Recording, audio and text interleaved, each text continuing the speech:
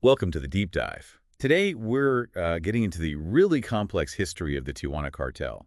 You might know it as the Arellano Félix Cartel, or CF. That's right. We'll be looking at its rise, its key players, what we did, and, how its influence has waxed and waned over the years in Mexico's drug trade. And our source today is a pretty comprehensive overview of the cartel.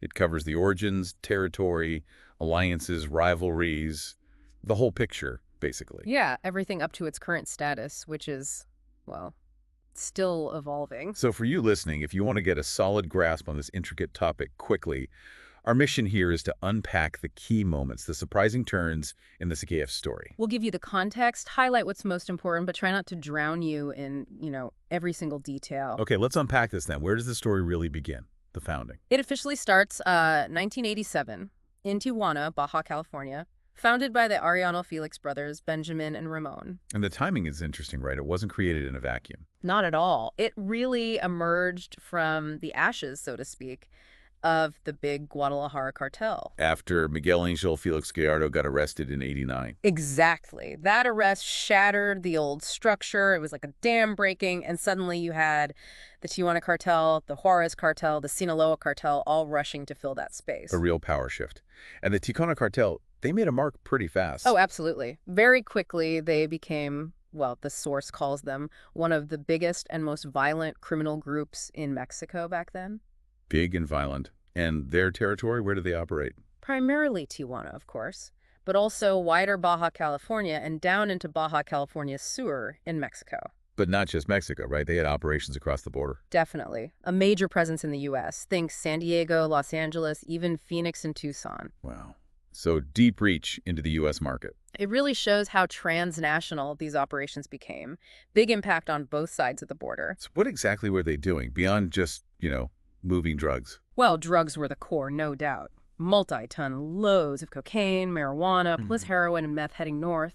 Huge quantities. Multi-ton. Yeah. But it wasn't just that. They were heavily involved in money laundering, obviously. People smuggling, murder, a lot of it. Arms trafficking to fuel the violence. And bribery. Bribery seems key here.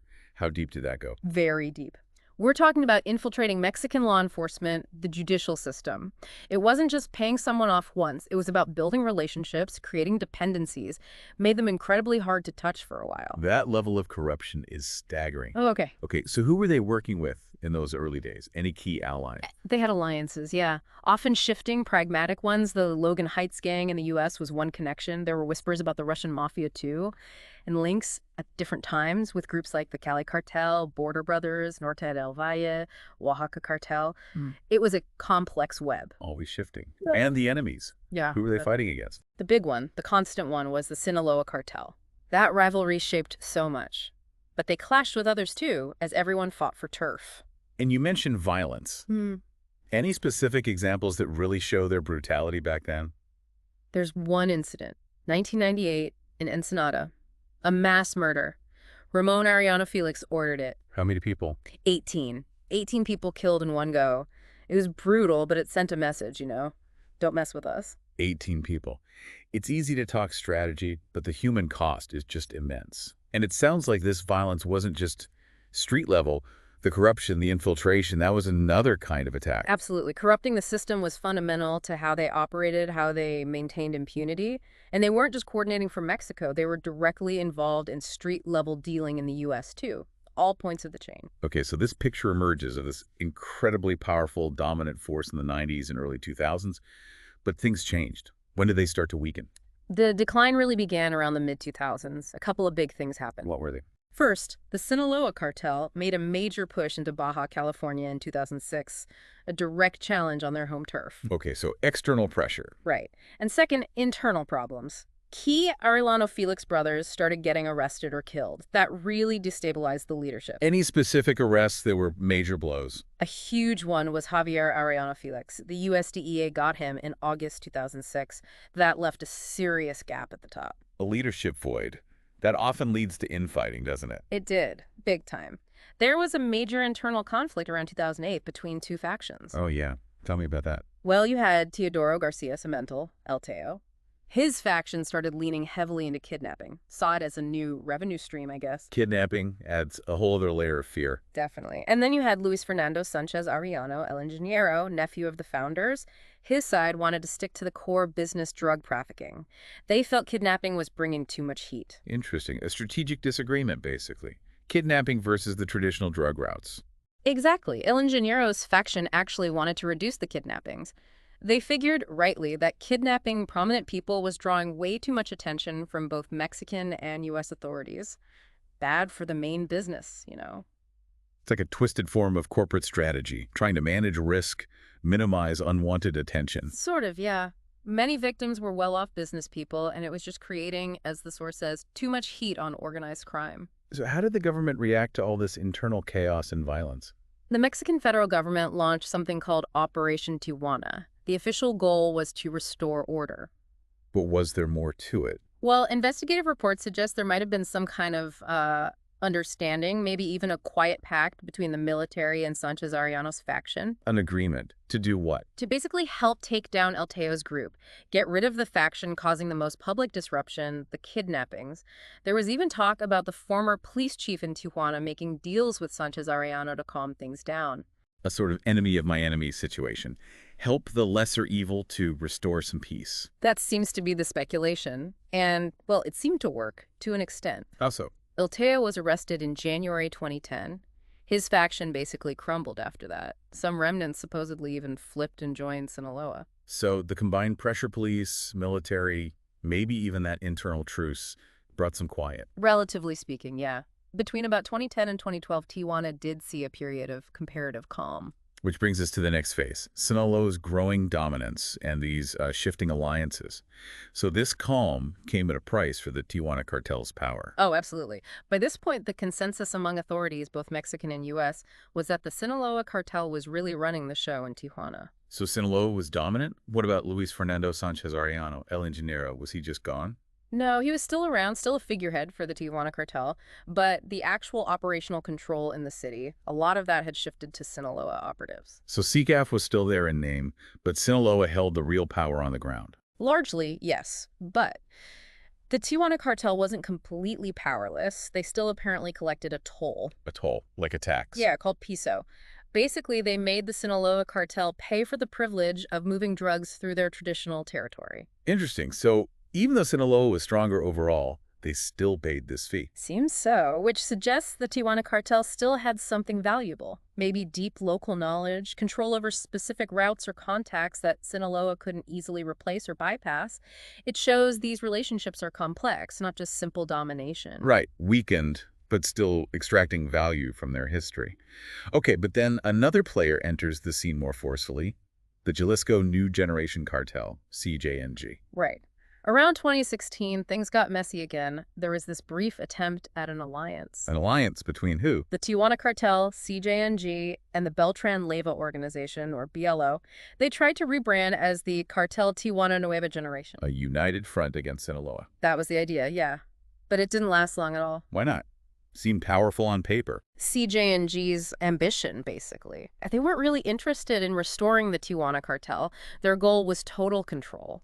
They wanted to kick Sinaloa out and take over completely themselves. So conflicting goals doomed it from the start. Pretty much. The alliance collapsed. The Tijuana cartel went back to its old name, Cartel Arellano Félix, and ended up fighting against CJNG. They actually fought CJNG. Yeah, and apparently had some success. They reportedly assassinated CJNG's top guy in Baja California, someone called Cabo 33, pushed CJNG back in some areas. Wow, so back to fighting Sinaloa, and now CJNG too. And the arrests kept coming during this period. They did. Throughout 2011-2012, more high-ranking CF members were captured.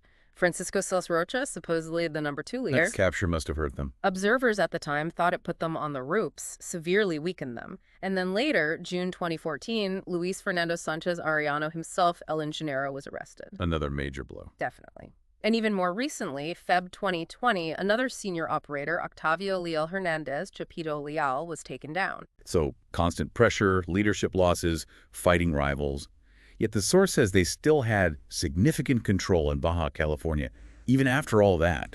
How? It's likely down to their deep roots. Decades of building infrastructure, local networks, influence, maybe still some level of corruption. Even when leaders fall, that underlying structure can persist, allow them to hold on to some power. Resilience, in a Mm. way. Okay, which leads us up to the very recent stuff, post-2020. And here, things get really interesting. Hints of a comeback. Potentially, yes. There were reports in November 2020, emissaries from the Sinaloa Cartel, specifically the Los Chapitos faction, El Chapo's sons. right, reportedly trying to form an alliance with what was being described as a resurgent Tijuana cartel. An alliance with Sinaloa, or at least a faction of it. After all that rivalry. Strange, isn't it? Suggests that the dynamics might be shifting again, maybe shared enemies or a recalculation of interests. And there's more suggesting this resurgence, reclaiming territory. Yeah, it seems so.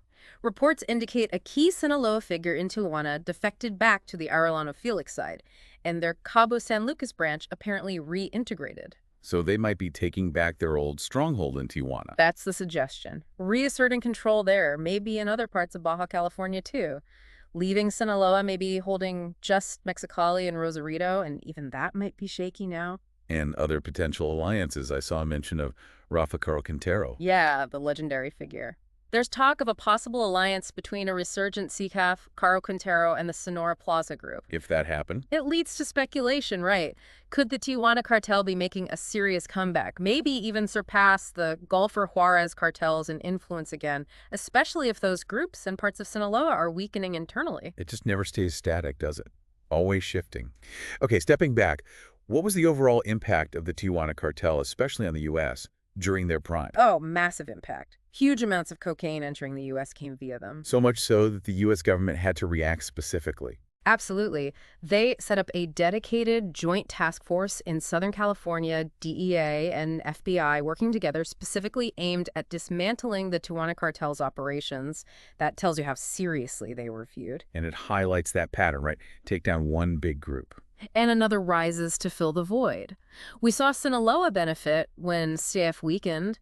The demand doesn't go away, so someone will step up. It's cyclical. With a story this dramatic, the violence, the betrayals, the family saga, it's no wonder it seeped into pop culture. Definitely. The movie Traffic had a version of them. The Avendaños brothers in the El Chapo series. Narcos Mexico covered their origins. And the narco corridos, the folk ballads. Oh, yeah, they feature in those too. Songs telling their stories, sometimes glorifying them. It cements their place in that sort of criminal mythology. And speaking of family, it wasn't just the famous brothers, was it?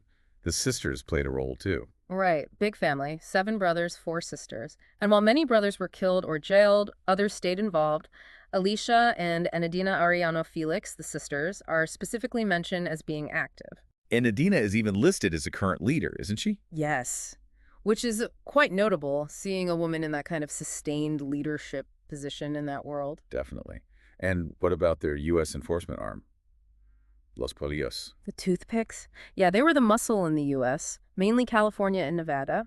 Did the dirty work, bribery, collecting protection money, kick-ups from other criminal activities like kidnapping, contract killing, funneling money back to CF.